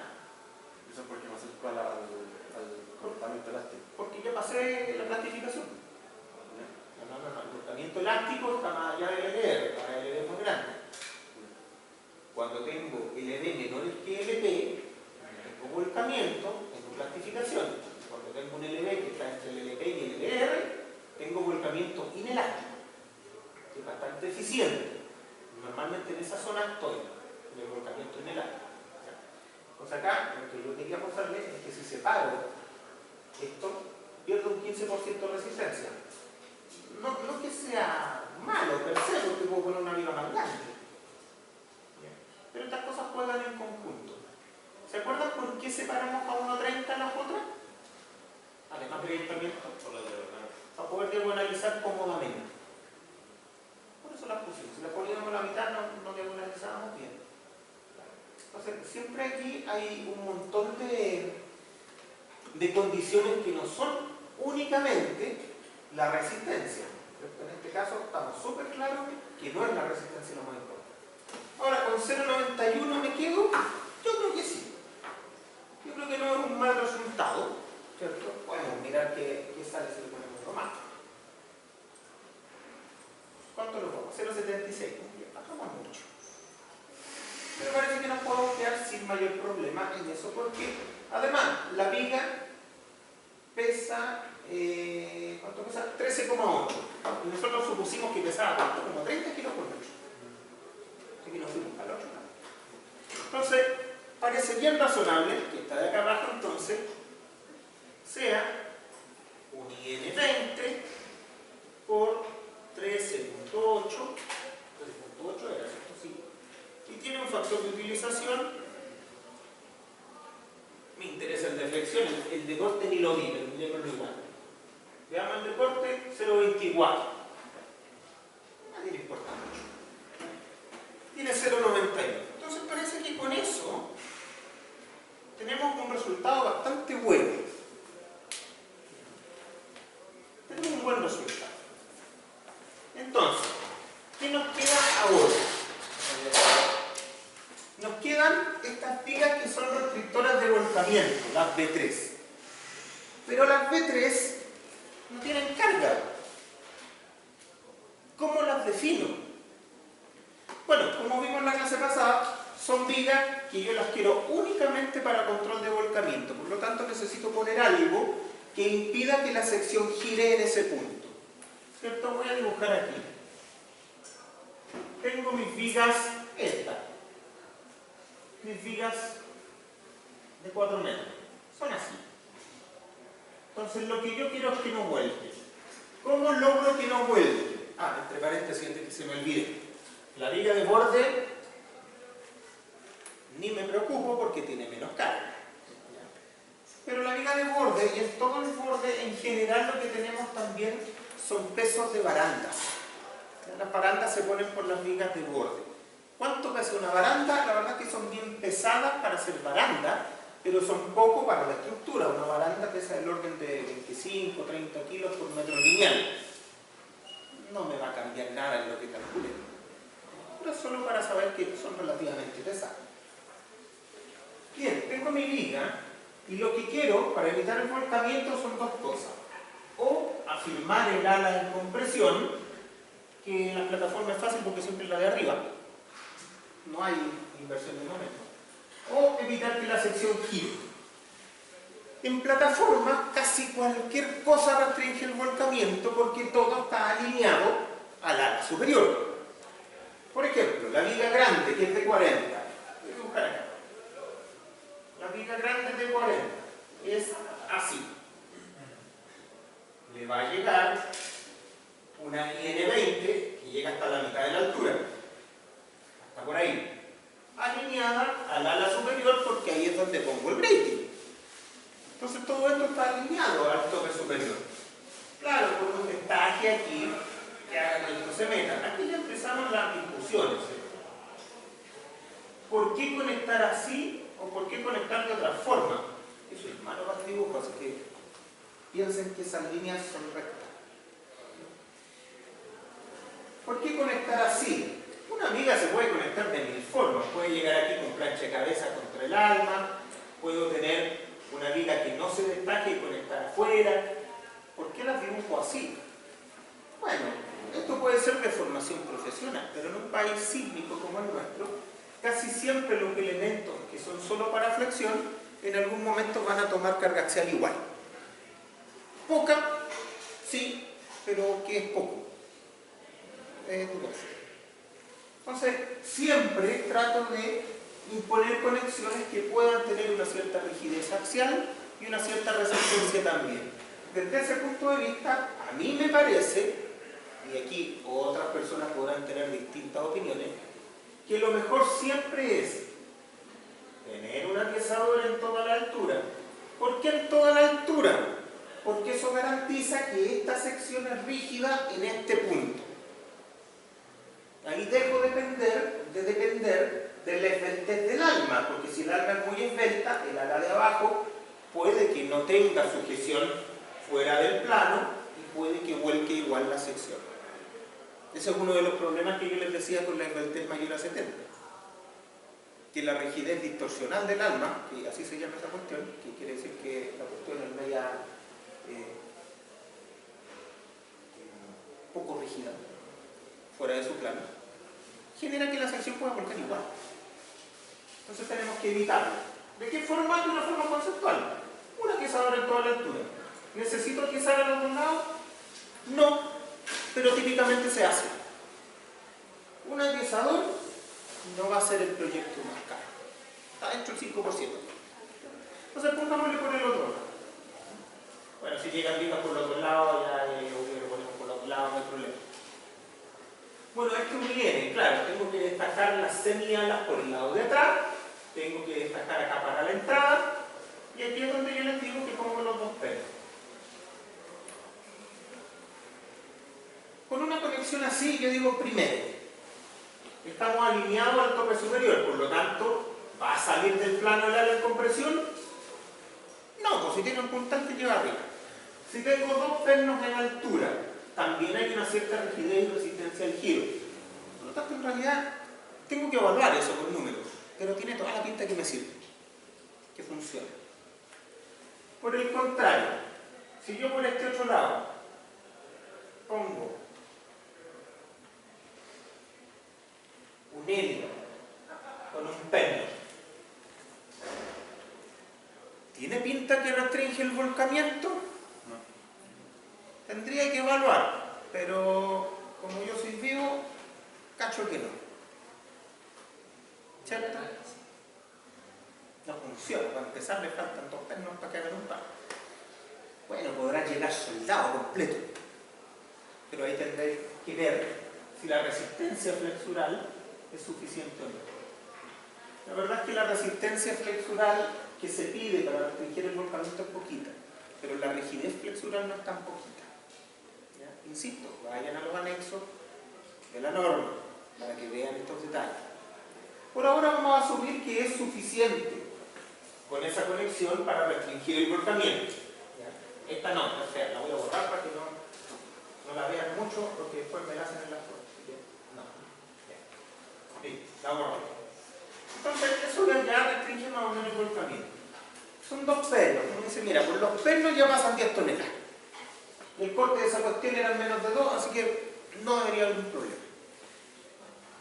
¿Cuál es el problema que se puede producir acá? Que las conexiones de este tipo siempre están gobernadas por el destaque. Siempre es el bloque de arrancamiento el que controla la resistencia. Siempre. Y con eso hay que tener cuidado. Los pernos me dan 10 toneladas. Pero a lo mejor este bloque de arrancamiento me da 6. Entonces, ¿cuánto resiste la conexión?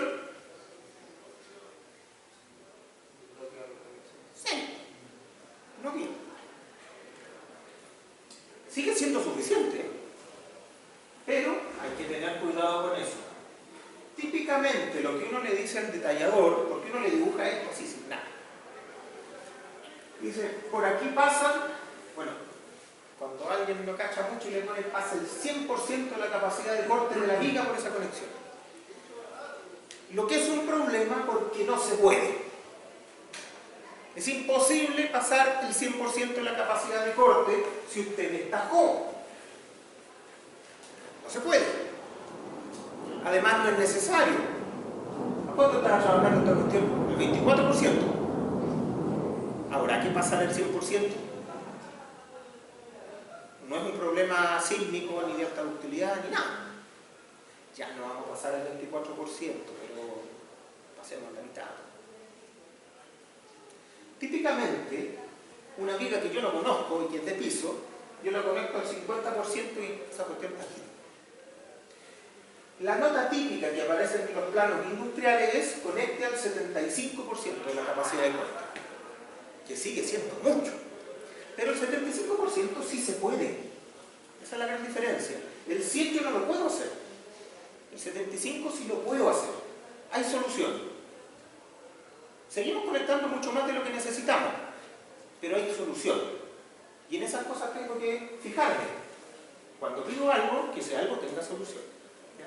Entonces, si pide el 100, no cacho nada. Si pide el 75, puede llegar a alguna parte. ¿Sí? Pero ese 175 es literal de cuánto le corto por el porcentaje que le corto. No. Estoy hablando de la transferencia de la resistencia de ese perfil. El perfil que llega tiene una capacidad de corte definida. Sí. La conexión tiene que tener una resistencia en comparación con la que trae el perfil del 50% o más para que yo me quede tranquilo.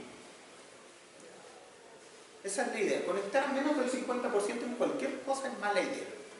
Conexiones axiales, en el momento, lo que sea, menos del 50% es mala idea. Ahora, como acá tiembla mucho y todo lo controla el sismo, tendremos a decir, no, 100%. Pero no es razonable. No en una viga de piso, no en una costanera de techo, a lo mejor en una viga de marco de momento sísmico. No, tampoco, porque ahí controla la fracción. Entonces, hay que mirar qué es lo que uno está haciendo. Bueno, dimensiones típicas. Si son pernos de 3/4, uno dice, bueno, los voy a separar a no menos de 3 diámetros. Los de 3/4 casi siempre se comparan con los de M20. En que nosotros en Chile ponemos todo en milímetros, excepto los diámetros de los pernos y los diámetros de los agujeros. Rara esa cuestión. Pero ya, uno de 3/4, que son 19 milímetros, se parece mucho a un M20. Entonces, intercambiamos esas medidas. Entonces decimos, bueno, ¿cuánto es lo más que lo puedo juntar? 3 diámetros, 60. No se usa el 60. Típicamente se usa al menos un 80. ¿Ya? Es un poquito más de 3 pulgadas, puede ser 75, pero típicamente es 80. Y es porque muchas veces uno cuando hace un cambio, después, no al principio, cuando hace un cambio después, el cambio puede ser el cambiar los pernos de 3/4 por pernos de 1 pulgada. Por eso prefiere dejar separaciones típicas de 80. ¿Ya? Los gringos usan 3 pulgadas, que son 75, 76, por ahí algo. Entonces una separación muy estándar. Bueno, si yo tengo 80 acá, digo, bueno, eran 20. Si a 20 le quito 80, ¿cuánto me queda? Entonces me quedan 6 para acá, 6 para allá y 6 para acá. ¿Será suficiente? Ahí tengo que ver los gramiles de dicha. Les adelanto que 6 sí es suficiente. ¿Pero para qué necesito eso? Porque estos pernos hay que poder apretarlos. Y para poder apretarlo hay que meter la mano y hay que poner la llave y hay que poder girar la llave. Entonces, no pocas veces la posición de estos pernos en perfiles chicos queda gobernada por el tamaño del perfil para poder poner esas cuestiones. Evidentemente uno dice, mira, si esta canal fuera, no está unido, pero si fuera de 10 en vez de 20, a una especial de 10, claro, a lo mejor uno dice, mira, sabéis que si son de 3/4, sepáralo a 60, los ponen ahí, quedan 2 centímetros para cada lado, caben. Sí caben, pero no se pueden apretar, o no cómodamente. Entonces, ojo, a lo mejor nosotros no vamos a resolver las conexiones en nuestro proyecto lo va a resolver el detallador. Pero eso no significa que yo no tenga que saber cómo voy a conectar esto o cómo se puede conectar eso de manera estándar.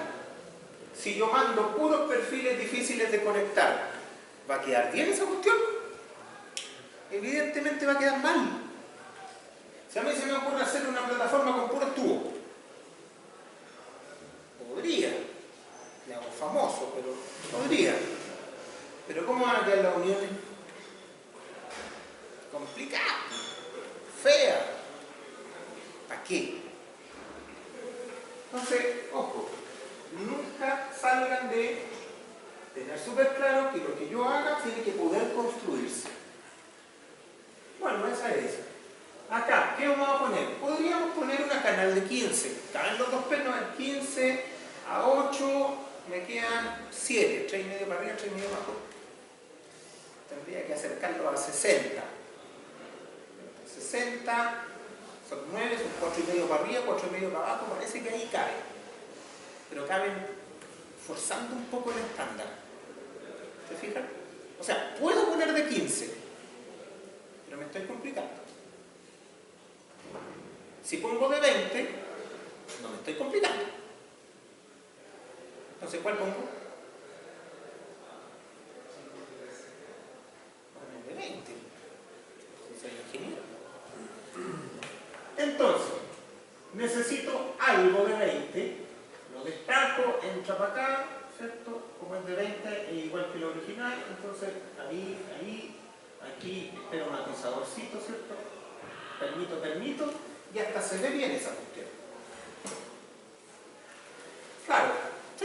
La capacidad esperada de esa conexión sería la capacidad de la sección reducida. A corte. La capacidad esperada, Por el corte esperado de esa... la resistencia de diseño de esa unión. Claro. Probablemente aquí lo que vaya a controlar sea esta línea, ¿cierto? Sea la línea de corte puro. Pero me refiero lo que le puede transmitir a lo que es la viga que viene así, le puede transmitir a la canalización. Sería un porcentaje de la capacidad corta. O sea, en realidad no esperamos que esta le transmita nada a esta. Es esta la que está siendo afirmada por esta otra. Esta otra no tiene carga a nivel de diseño, ¿no? Entonces esta solamente la queremos para evitar el volcamiento de esta. Claro, si yo tengo un atizadorcito acá y tengo una conexión de este tipo, evidentemente el ala superior no se me va a salir del plano, así que andamos súper bien. La forma en que esto debería fallar si es corte es esa. La forma en que debería fallar por tracción sería esa. Aquí hay que tener harto cuidado. Las normas internacionales, y en Chile nunca pescamos eso, pero las normas internacionales nos dicen que toda conexión tiene que tener por lo menos una capacidad axial de 5 toneladas. Típicamente cualquier conexión chilena tiene más que eso, porque la conectamos al 100%. No lo hagan, pero típicamente eso. Cuando estamos hablando de perfiles tan pequeños como estos, hay que tener cuidado con eso. Cuando hablamos de perfiles más grandes ya no, pero perfiles tan chiquititos como estos, podríamos tener problemas con las 5 toneladas. Entonces hay que mirar. Bueno, ¿cuál es el perfil que ponemos acá? Y con eso ya estamos terminando. El perfil, dijimos que necesitamos algo chico, por lo tanto nos vamos a ir a los plegados. ¿Qué tipo de plegado? Canales de 20. Profe, y después lo que serían las diagonales, ni siquiera la veo. Todavía no hemos llegado a la diagonal. Ah, ya, pero van después. No voy a alcanzar bien. Ya, aquí tenemos una canal de 20, de ala de 50 y de espesor 3.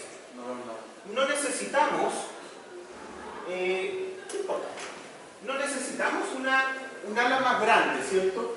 No van a ver, por el diseño que tenemos, no vemos que haya una necesidad de aternar por arriba en estas canales. Pernos importantes, ¿cierto? No los autoperforantes que son de 3 milímetros. Un perno de 3/4, ¿cierto? En un ala de 50 no me cabe un perno de 3/4, pero no llega a nada. Por lo tanto, puedo usar alas de 50. Si quisiera llegar con algo, tengo problemas porque en 50 milímetros no me cabe. Pero dado que no llega a nada, puedo ocupar ala de 50. Necesito altura de 20 y necesito respetar un espesor mínimo para no tener problemas de corrosión. Típicamente los espesores mínimos están entre 3 y 4. Si aquí consideramos 3 milímetros, aquí podríamos usar una canal de 20 por 683. 683. Esa tiene 3 milímetros de espesor. Si quiero ser un poquito más conservador y me subo a 4, podemos usar un C20 por 9.01. Este elemento es el que típicamente se ocupa como perfil mínimo en estructuras industriales chilenas. Es muy raro ocupar canales, aunque sean canales secundarias de piso más chicos que otros. Ahora ustedes dirán, claro, igual quedó pesado comparado con esta otra que pesa 13, con esta cosa. ¿Es pesado? Sí, puede ser, pero está claro para qué la puse. Y también está claro que no hay algo más pequeño que yo pueda poner y que me resuelva el problema que estoy tratando de resolver. Listo, lo vamos a dejar aquí por ahora. Muy difícil. Fácil. Sí, una plataforma. ¿No sería la viga 3 que estaba hablando? Claro, la canal sería la viga para control del volcamiento. Ya. La clase siguiente le damos un ratito las diagonales.